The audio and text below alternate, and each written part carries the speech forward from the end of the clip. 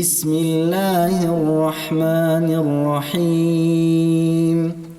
اقرأ باسم ربك الذي خلق خلق الإنسان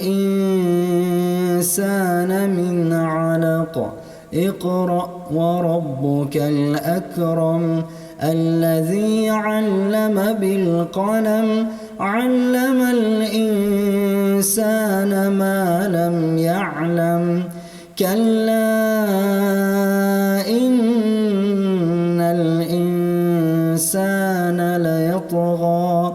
أن رآه استغنى إن إلى ربك الرجعى أرأيت الذي ينهى عبدا إذا صلى أرأيت إن كان على الهدى أو أمر بالتقوى أرأيت إن كذب وتولى ألم يعلم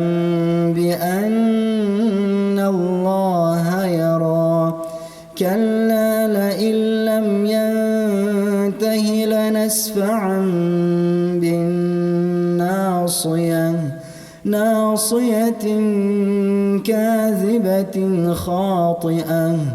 فليدع ناديه سندع الزبانية